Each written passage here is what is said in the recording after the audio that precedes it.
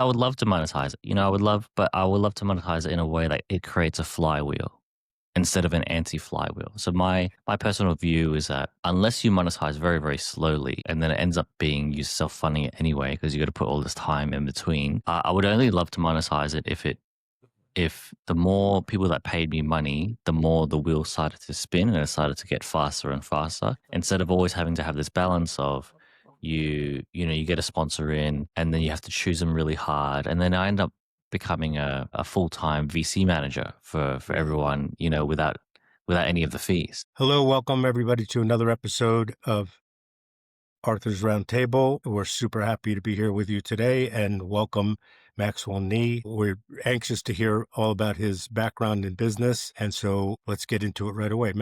Maxwell, give us a little background about your journey and where you're at presently. Yes, thank you for having me, Arthur. You bet. Thank you. And so I'm an Australian entrepreneur. My start of my career in corporate banking, basically lending money to big businesses and small businesses. And then, as a family with my brother, we moved into property development. So we raised some funds, and then have developed like 3 developments so far, about 50 plus units across two buildings altogether. One site was a development approval and flip, and then another one was a commercial property. So a whole bunch of stuff in the property space, real estate space. And during COVID we got really caught out because there was, to give you an idea, there was a project meant to take 3 years. It took 8 because it was right in the middle of COVID. Where we're from in Australia ended up becoming the most expensive place to build in the world, apparently. I never fact checked that, but that's what people were saying. COVID really taught us that both of our core businesses, lending money, so private credit, as well as, real estate development, we're in the same cycle. The exact same cycle. They got the same clients, same everything, same delays, same cash flow. COVID really taught us that, we need to start getting outside our comfort zone and looking at other industries and things to invest in. I wish I had more of a tech background like yourself, Arthur, which I don't. So I went out on a venture to find one. And how that started was living in, just moved to Singapore. My heritage And that, Maxwell, yeah. by the way, all these real estate projects were in Australia? Yeah, that's correct. That's correct. So we only have done business in Australia at this point. Yeah, yeah. And then, I just moved to Singapore, which, sounds exciting and fun, but not really. My heritage is actually from Malaysia and Singapore. So my parents are from there. My parents have lived there in the past. And I decided, okay, how do we get into this whole, VC space as a novice, right? Totally nascent to the industry. I was never in the circles. And how do you start from zero? So I had a similar epiphany probably to you where I said, okay, well, I know about 5 other family owned businesses that are doing similar things. Why don't I throw them into a WhatsApp group and see if I could harvest new ideas of things to do out of the group and their friends and their friends. And then that became a little network or group that I now call Family Office Insider. And I often joke that it's the largest unmonetized network, family office network in Singapore. And I keep it unmonetized because probably I'm just a little bit too lazy you know, to take money from people and then, want to deliver a service over and above. Like I don't really want that liability right now. And then B, I want to keep it sort of like genuine and for it to have no agenda and to have no like cognitive bias as to what goes on in there. So it doesn't cost me any money. I don't lose any money. I don't make any money. Um, I just use it as like a vessel for networking, and so does everyone else in the community. So there's probably about 200 people on the database right now. Yeah. Nice. So what are the topics that in the past have been interesting and what presently is and it's I get frustrated when people ask me this question because it really doesn't make a lot of sense, but I'm going to ask it of you anyway in the context of your group. But people often ask me, what's trending in family offices? And I'm going, well, depends. Because Yeah. it depends on who you're talking to. But are there things that you can share with the audience that you have seen in the past that have been talked about within the group and that are starting to be talked about more now, for example? Yeah, that question is, if someone asks that question, they definitely are either just trying to write, you know, a news article, or they don't really know a lot, Right. about that family offices are just real people. They're just real people that their lives change. The priority is different this year to next year, and the priority this year could be kids changing school, rather than anything else, right? So, but what I would say is the most valuable things I think that have come through the community is fact checking. Like, people don't do it as often as I think they could or they should. But every now and then someone might say, hey, look, I've got one of our portfolio companies is a term sheet from this company. I'm not 100% sure they're going to perform. And my portfolio company, either needs to decide to take the eye off the ball on fundraising or to keep going. So would anyone happen to know if this company or this term sheet is solid? Yeah, And real, and will they really write a check or will they ghost you? Right. yeah, yeah. And every single time someone has a gut question to ask that question, there's been 5 answers of that's not solid. I've seen it, I've heard, I've this, of that, and that could save a company, right? Could save a company, could save a fundraise. So that one's always really interesting. And then you see the activity in the chat after that one, that people are like, wow, wow, didn't know, thank you so much. And then it just sort of reminds people like the value of acid testing, information. The next, that one's my personal favorite because I think that's the most value. That's like the little left field that you would never get anywhere else, right? So that's a bit like our USP. The next bit is, 50% of the community have come through referrals because I just so happen to live in Singapore, which is a bit of a hotspot for events and everything else. When people ask me, how did you build the community? I said, well, 90% of it is probably just living in Singapore because everyone in the community have either, I've almost met everyone in person for a good amount of time, and I've been able to sit at a table with them once or twice a year because they will come through Singapore either on business or leisure or on a transit.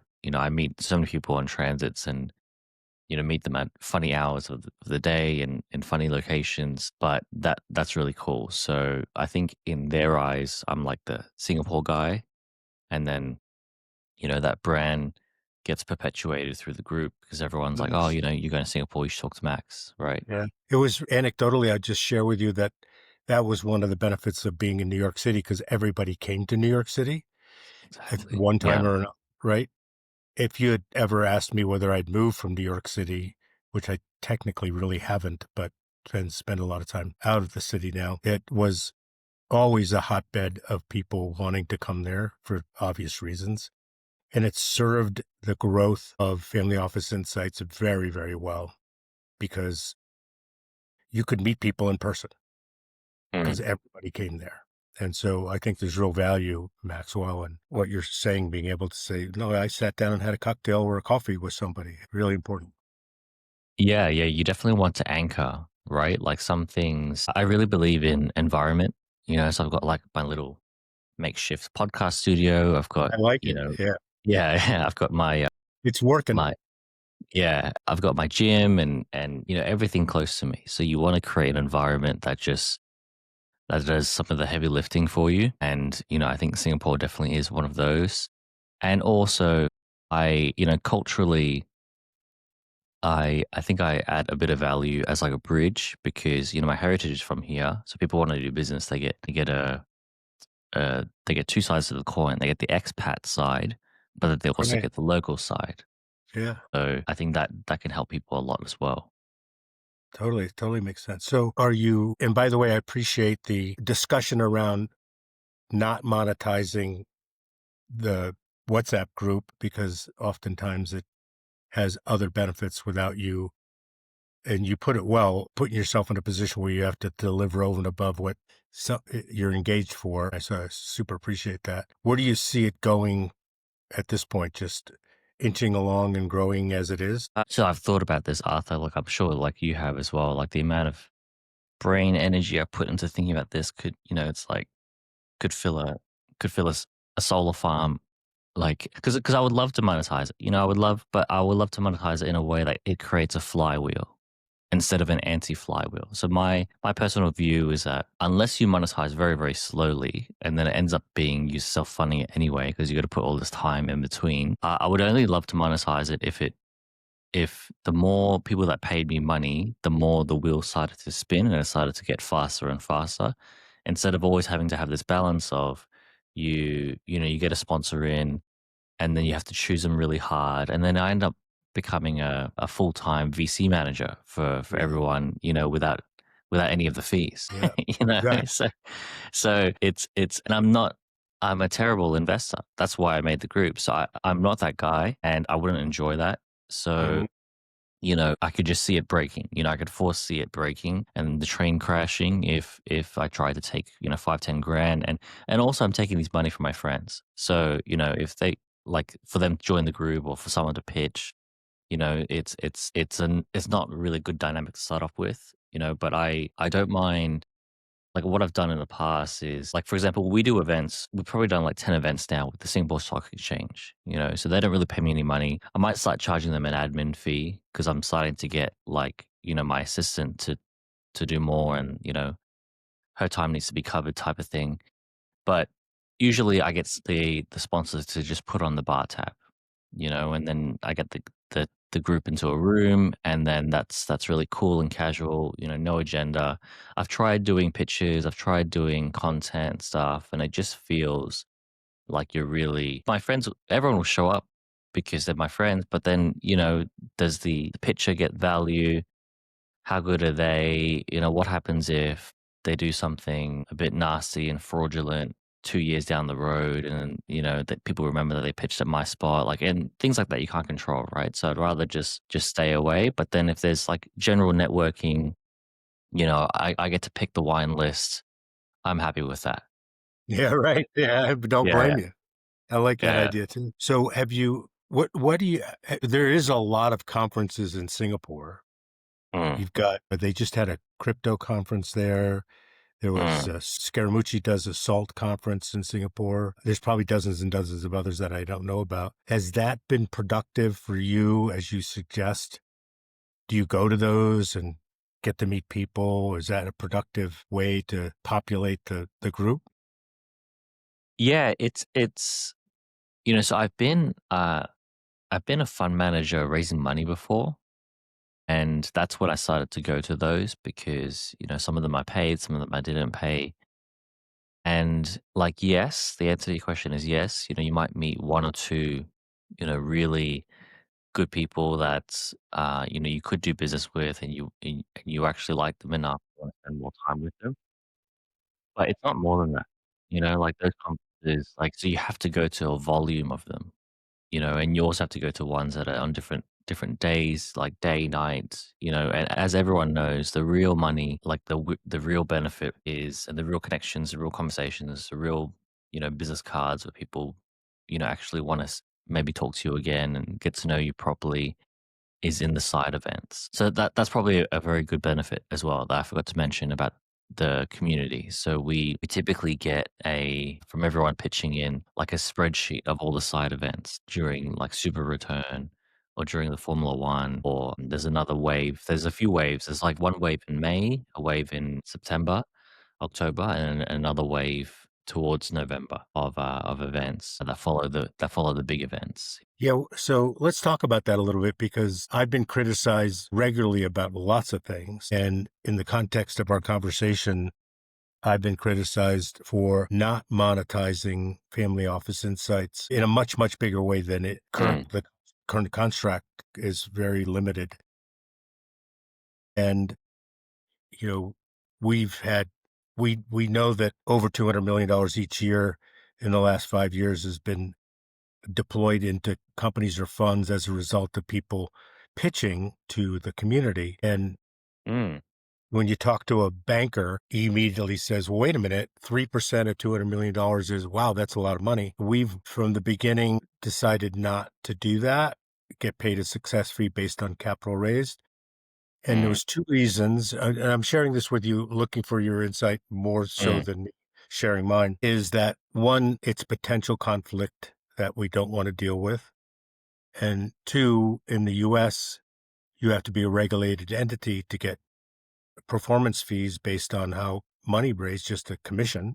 mm, So I've owned a broker dealer as an investment, and I know what kind of nightmare from a regulatory perspective that presents.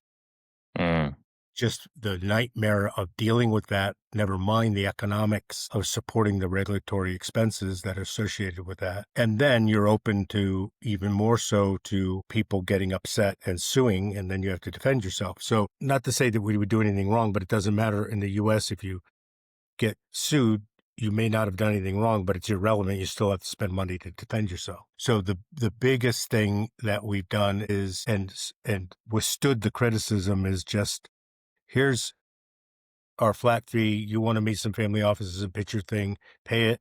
Otherwise, we're not going to get involved in helping you raise money post that and getting expect.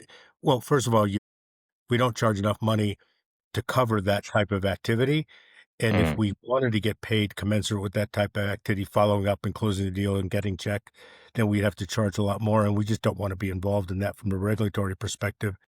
mm, Also, from a conflict of interest, where somebody pitches on Family Office Insights, and then the only people following up are the people who pitch, not us. So you don't have two people chasing the family offices. And the community seems to like that. So anyway, that's a long story to say that. mm, And I have much more interesting things to do in my life than that. And so I've been criticized for not doing it, but I'm totally fine with that. What's your feeling about the conference business in the Family Office Insights world? mm. I've got a lot of things to say about the conference business. I think it works. I think it just passes the test. I think it works. I think it's, yeah, how do I say? I think it just works. And I think the good conferences like the super returns that have been doing it for 25 years have been able to just make it work. Although this year, what they did in Singapore is they split the stage into like three different stages. So there was super return main stage, like main room, three Yeah. different rooms, like three different events. So three different lanyards and tickets. There's Mhm. main room, there's energy and infrastructure, there was COOs and CFOs, and then there was one more. I forget the last one. So they split one event into four. And so there was four different stages, four sets of sponsors. Because if they ran out of sponsor slots for the main one, then they've just solved that by a factor of Yeah. four, right? But the non-main rooms, including the main room, was like at most one quarter full, if that. You know what I mean? Because the audience isn't that big, so they watered down and diluted the audience. So so that was a real, Max is right moment of like the way the business model is set up is that there's a natural conflict. Yeah. There's an inherent conflict in the business model. And that's why I call the business model, the event business model, an anti-flywheel. Jeff Bezos talked about the flywheel where every time you get a customer, it makes your business faster, bigger, better, faster, right? But every time uh, Super Return or there's other events or whatever. I don't want to like badmouth Super Return, but just like that's the one that everyone knows. Yeah, but they Every did time an experiment, right? they did an experiment, right? And then and it like people walked in and they said, "Wow, there's more people on the stage than there is in the audience." Like like that's how bad it was. Yeah. Uh, they also in events in the sponsorship model, like yeah, there's a natural conflict. So you're like who's your actual real customer? It's the law firm that's going to sponsor. It's not the family office, right? The investor. But then if the investor stops showing up, then your business evaporates, Yeah. right? So how do you dance? How do you balance that? Like you just have to. It's like, hey, just trust me. I know the right balance, right? And just show up, and here's your free ticket, or here's your sponsorship ticket, and that kind of thing. So I think there's an inherent conflict, and I think, but it works. Like, obviously, you could easily do one of these events, make $10 million a year if you do it right, and you do it for 5 years, and it starts snowballing, and then it sort of has a life of its own, right? But for me, will that be fulfilling, knowing that to get value out of the business, you got to take value somewhere else? It's like a zero sum game, Yeah. right? You know, No, you put it a good way. No flywheel anti because flywheel, like it yeah, literally it stops yeah, itself spinning. stops itself. Yeah, anti. Yeah. Yeah, yeah. So, like, I've put so much thought into this. And, so then I think, okay, well, how can I do it differently? Because A, you want to be different. You want to have a unique selling proposition, right? And B, but I also want it to be, I want it to feel good because life's just too short. I'm probably, you sound like you're a bit more like me. You've just got more interesting things to do than to chase people up Totally. for 5 grand, and then they chase you up and then, they're disappointed they didn't close any money and just messing around with that stuff. So, but $200 million is a big number, and like, could you have started a quasi merchant bank firm with that? Maybe. Is that where you want to be? No, probably not. But if that number keeps getting bigger, then maybe there's an argument for that. I think Yeah. I think there's a legitimate argument for that. And full disclosure, if it wasn't that I have multiple other things that allow me to prosper in exponentially more ways, that even if that worked, what I'm otherwise doing would dwarf the success of that. Mm. Right. So that's a very sort of circular way of me saying I make a lot more money doing other shit than I would do even if I did that well. Yeah. Perfect. And that's what it comes down to, Yeah. right? Like, a lot of people, they do the whole merchant banking model. Maybe they enjoy it, but also because that's the best opportunity that they see right now, Yeah. right? Yeah, yeah. So then, Arthur, like, why do you do your community if you're making more money elsewhere and everything else? Like, what is a guy like you doesn't need to do the family office insights. It's the flywheel effect. The community happened by accident. I told you a little bit prior to our hitting the record button. So the the having the community has allowed me to get to know people so that when I need something, they'll take my phone call. And the need something is often capital. Mm, So I don't have endless amounts of capital and I'm an investor. So I can syndicate something and get a co-investor just a lot easier than I would otherwise. Nothing's ever easy. Be able to do had I not had the community. So the mm. community has caused me to be able to continue to prosper in the other things that I do. Yeah, yeah. It's like the groundwork, Yeah. and And it's so, the yeah. and it is not a scalable business and it's really well thought of. I'm saying this because people tell me this, not because I think I've done a great job. It's that people like it just the way it is, non-conflicted, show up when you're interested. Arthur's not chasing us or his team to do anything after, right? Mm, And that has allowed people to feel good about the whole process on the family office side and also on the people who pitch because they end up succeeding. Not every time, but a lot of the time. I mean, there's people that pitch and they just do a shitty job and it's a bad idea and we made a mistake having them and it's a flop, right? It happens, right? But, mm, just to distill it down to it's not scalable, right? So we're doing pitches on Zoom and there's only so many Tuesdays, Wednesdays, and Thursdays, and we only do one on each Zoom for an hour. And so that's it. It's capacity constraint, right? mm, I can't go to and do 4 conferences a year and have a $2 million, revenue stream and then pay half $1 million in overhead and have $1.5 million profit on a comp. It's just not scalable, right? But Yeah, yeah. it's totally fine. And thanks for asking the question. The answer is really simple. I just too many other things that I'm doing that have largely been catalyzed by the relationships that I've built within the community.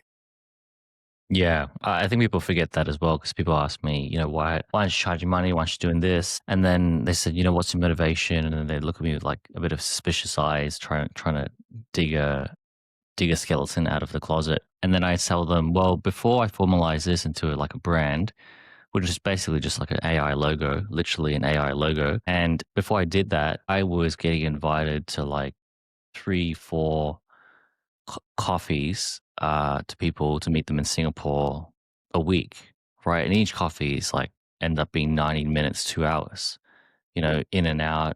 And I got to pay for the coffee because Right. I'm taking them, right? And I was just like, man, like this is taking up so much of my time. I'm not getting anything done. So I said, okay, well, why don't I uh, like I still take the coffees, but then I will divert 80, 90% of them into the next event that I'll do, which is sponsored by someone like the Singapore Stock Exchange, which is, we'll have a bar tab. I'll say, hey, just meet me there. So I've actually created a an Smart. arbitrage of time Yeah. Smart. by having the events instead of because people say, oh, you spend so much time organizing the events. What's your angle? What's I said, well, the angle is now I get to touch base with 40 people and not have 40 coffees that took me, 90 minutes each every quarter. Yeah, yeah. So that was one thing. And then yeah, the access as well. Like I'm not shy to say that there's a selfish aspect of like right now I have investments in renewable energy. So anyone that's in renewable energy, I'll say, hey, look, what are you doing? Here's what we're doing. Is there any way we could work together? And then, I also own a part of a hemp farm in Australia, which is great. And then some people have portfolio companies where their products are really cool and I want to help distribute them. So I care about the things I care about. I care about impact. I care about, if you have two options and one's just as cheap as the other, and one of them saves the planet and the other one destroys the planet. I care about helping people to switch type of thing. I don't believe in that to the extent where, you should necessarily pay 20% more. I think Mhm. that model is broken. But I think that if you can make an easy choice to make less harm to the environment, then why not? Yeah, I agree. Yeah, the one of the things that I'll give you a quick example where I interviewed somebody like this on the podcast with the intent of discovering exactly what they're up to in terms of these mini nuclear power plants that are going to power the Data centers. data centers. Hmm. And he was somebody I'd known for a little while. And between the time that I interviewed him on the podcast and it was published, he had been identified as a target for a SPAC and it was going to go public in January. And I was able to get a piece of that. And so there's a good example where just being at the crossroads of an interesting Mm, opportunity, mm, I took a piece of it, syndicated the other part, and anything can go wrong with that sort of thing, mm, especially with a SPAC. But there's $206 million in a SPAC trust, and he was the target. And mm. between the time I interviewed him and it got published shortly after, all that had happened. Yeah, yeah.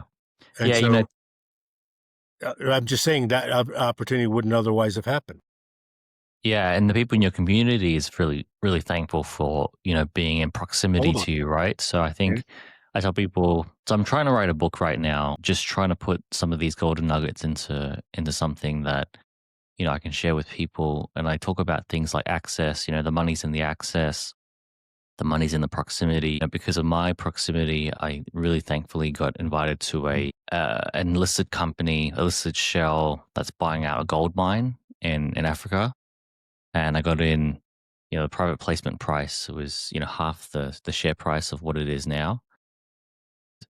My business partners, one of my business partners made all of his monies on three gold, three, four, five, 10 gold deals. Three of them are really hit. 80% of his wealth comes from gold deals, and he's very excited about this one. So I'm really excited to put some money in. And, the the ticket was oversubscribed. But then, managed to get his wife to call the owner of the vehicle to say, "Hey, look, let Max in for 10,000." But look, it's a big number, and the multiple's a big number, and this is the highest risk pie. So look, let Max in for 10,000. He's got X, Y, and Z, and X, Y, and Z included. The community and the extra phone calls I could make. So yeah, it's a huge leverage point to open doors, open doors for other people, open doors for yourself. And, a lot of people think so short term, right? And they think so transactionally. And, we will never know that we're right until the long term. And by then, those people will have forgotten about us. But Yeah. I really do think it's a long term benefit. I think one of the things that you just mentioned is equally as important to proximity and access is that you had somebody that had the domain expertise to tell you that this was a good deal rather than a piece of shit, right? So Mm, you had advantage in not like I don't know I didn't know anything about nuclear power. What the hell do I know about that? But I was able to pull in somebody to say, okay, is this legit? And that mm. proximity itself is worth a lot. Yeah, yeah. Yeah, exactly. Because you hear those stories about those people that right time, right place, like those silent investors that were, you know, at Harvard at the right time or wherever at the right time. And yeah, that was just all proximity. Yeah. Totally. So what else are you doing that's interesting that you'd like to share? And if not, that's okay too. Yeah, yes. Yes. I'm, writing a book and more or less right now it's called 10x deals, how to do game changing deals with the best players in your industry. And I talk about basically like your own little network and everyone's got an inner circle and you want to put as much love into that inner circle as possible and then it'll love you back. So there's that where I'm starting to show people how to do that because I'm a bit sick of people saying, "Hey, look, could I pay you some money to access the community?" I said, "No, but you can pay me money. I'll show you how to do it yourself." Because like there's probably so my community, I think everyone's community will reflect them, right? Like everyone's like you go to private school, you grew up in private school circles, you're going to have private school friends, right? You go to public school Yeah. friends, type of thing. So my community, I've realized, isn't actually a lot of fundraising benefit to a lot of other people because I'm not a heavy capital deployer. I'm not really an investor. I'm more of an operating investor. So I invest something to operate it because I enjoy operating, and I only have less than three things that I sort of am hands on in because you can't do any more. And so my community is a reflection of me. They're typically second, third, fourth gen, and a lot of the money, not all of them, but I'm noticing more and more. A lot of the money hasn't moved hands yet, type of thing, and they've got brothers and sisters, and they're trying to work out who gets what, and they're selling the business for the first time, and all that type of stuff. And because they share a lot of common interests with me, we go out, we have fun, we have dinner, we have drinks together, and that's just who is attracted to me a lot of the time, and then there's a whole bunch of others. So I really think that there's value in creating your own inner circle instead of trying to buy access to someone else's, because that will reflect you. And then if you're like an energy guy, if you're more of an engineer personality, then you're going to have more engineer personalities that you can talk shop with, right? So I think that energy as in like, universal, I don't know how Yeah, spiritual yeah, you yeah. are, but universal energy, really vibrates and connects to, who's who, Unmistakable. right? If your Yeah. radar's on, it's unmistakable, and your radar Radar. gets better. Yeah. Yeah, Yeah. yeah. Radar's a good way to put it. Yeah. Totally. Yeah. One of the things that was, and it sounds like you have benefited and enjoying it in Singapore about New York City is that even though the reputation of New York City people are, limited amount of time, get to your point, hurry up about it, and let's move on to the next thing. There is an enormous amount of support and willingness for people to engage. And it's really funny that when you live in New York City, you pretty much don't drive. Mm. And so people are willing to just stick around at a cocktail event with interesting people and not worry about drinking and driving. It's a really interesting, subtle difference, Mhm. but it has a really a maximum effect because people Mm, aren't worried about how they're getting from one place to another, mm, and you're often going to 3 things a night rather than mm, just sitting in one place, and the networking flywheel is mm, accelerated by that type of thing, and you can get around the city pretty easily. It's not hard without worrying about the stuff like if you lived in Silicon Valley or in LA, you gotta get in your car and go somewhere, right? mm. It's really it's an interesting effect, and of course, Yeah, yeah. we have That's a really good point. yeah, and we have clubs, private clubs, which was also an interesting thing, is that oftentimes there's a limited amount of guests that a member can have. And so it worked as a really good, effective ways. Like you could only have 3 non-members come and sit at your table and meet for you for an hour and a half, or you could have them there as long as you wanted. But it was a really effective way to say, okay, let's get to the meat of the matter. I got 3 other people coming up in an hour. You have to go because that's the house rules. And so you could cycle people in and out, like you were talking about having your coffee. You know, you had to be done in an hour, right? Mm, And then 3 other people would come in. It mm. was really an effective way to do the New York City Minute. Yeah, that's very interesting. So Singapore is very small as well. Most people don't drive because cars are 3 times the price of what they are in New York City. Even if you have a car, you barely touch it, and you definitely don't drink drive. So that happens as well. Then people, yeah, the whole private club thing. It's a huge status symbol in Singapore. I don't know if it's a status symbol over there. More or less, depending on which club, but yeah, more or Yeah, less, yeah. depending on which club, yeah. And then people want to say, "Hey, look, come meet me here," and then that's a subtle way to say, "Hey, look, I'm a member." You know, that's pretty special type of thing. And then the members always the staff at the private clubs always call you by name, and then you just sort of feel like a really big dog host as you're hosting whoever you're hosting. Yeah. Yeah, human nature being what it is, it's always a nice effect, Mm. right? All the way around. Yeah. Yeah, Arthur, can I ask you? So what's so I had a renewable energy company that I've just yeah, we're looking at doing a merger with a German company. So I was effectively the CEO of that company to help get it off the ground, and my plan was to step out. And because of this merger, I will probably step out sooner than later. So I basically made myself unemployed, which is great. But now I'm looking at what's the next thing? Where do I put my time? I still help my portfolio companies, but I've got room for one more. What are any interesting companies or industries, just to share some ideas that you've seen that you're looking at that you think have the right timing in the market, based on all the data you've got? Yeah, so we're really got to know a lot about this nuclear project. That's too much expertise for me. Yeah.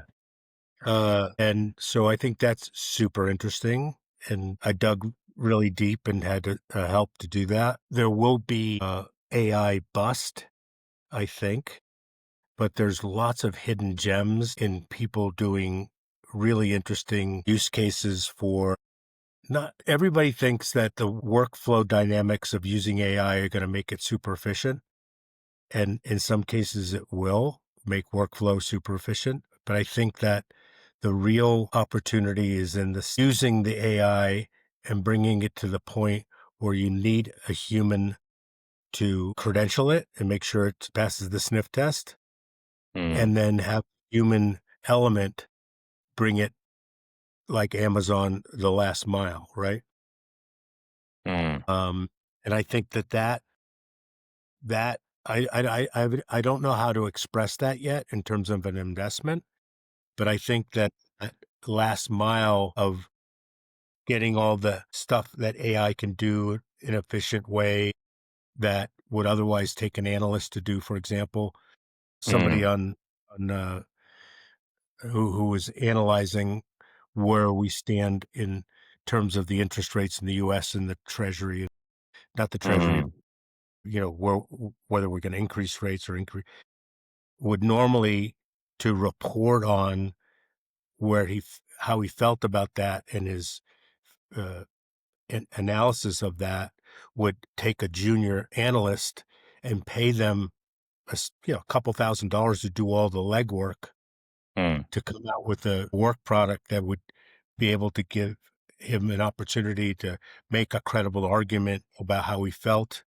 or he could develop how he felt about it in a credible way.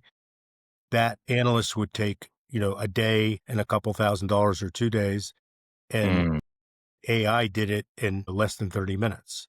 And mm, and he had to take that amount.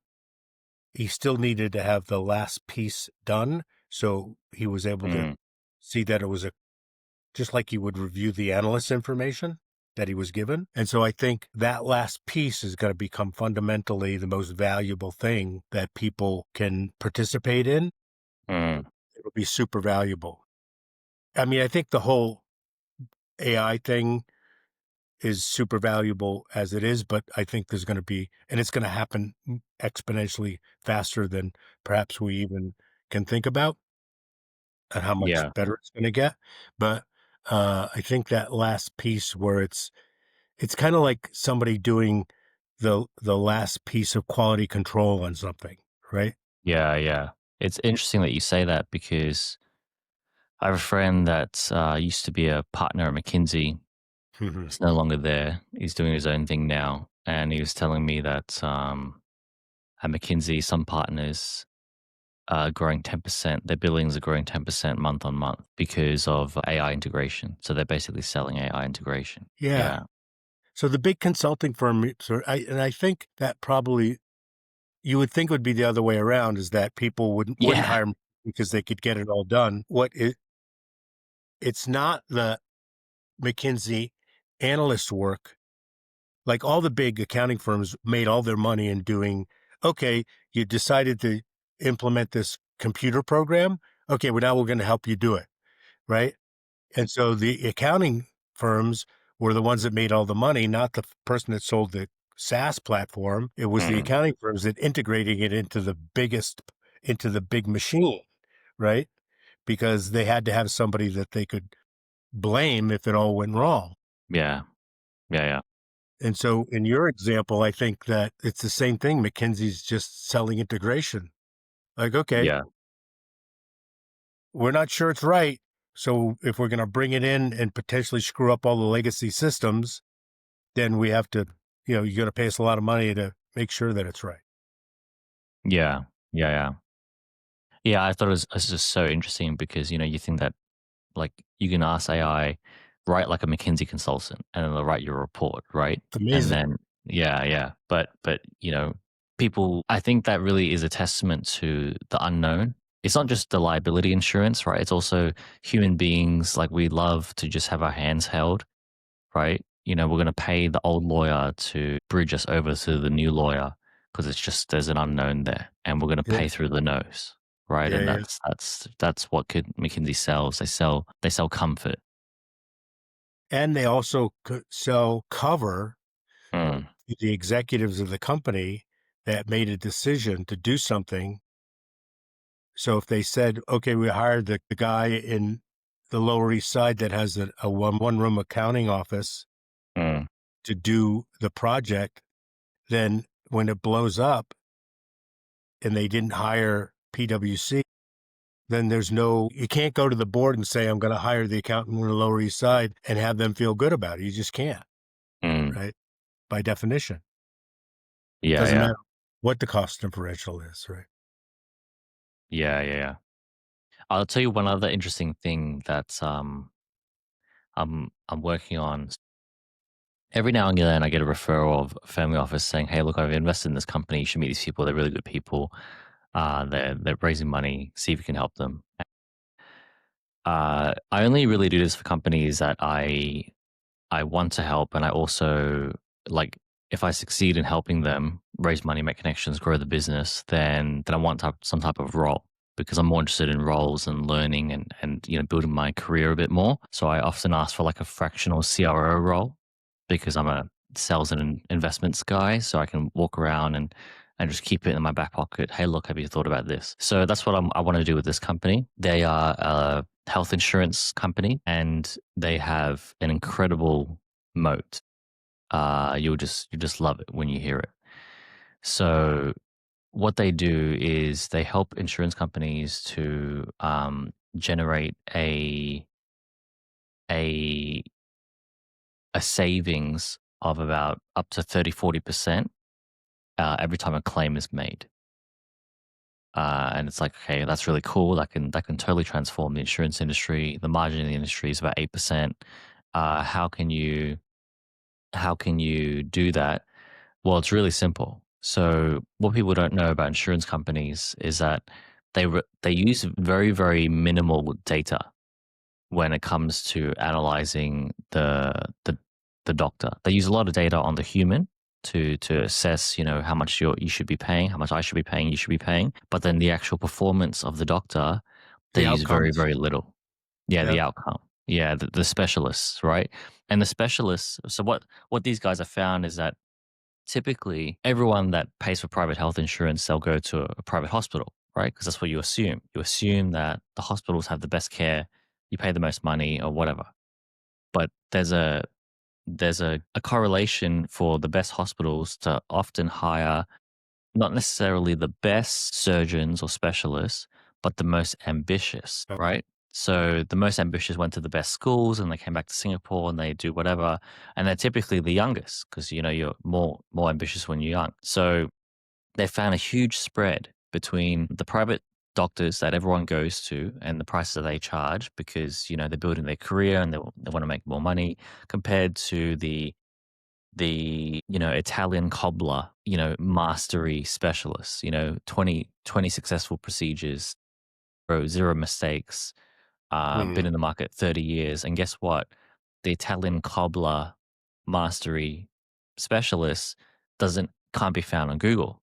Like if you know, Right. you know, right? So what they've done is they've found all of these Italian cobbler level of mastery specialists, and then they've priced them on a matrix against the mainstream, and it's typically 40%.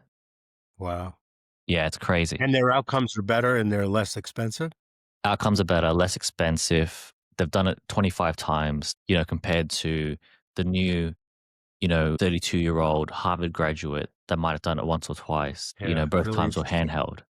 Yeah. Yeah, yeah. So they've mapped out this data for this part of the world door to door. Wow.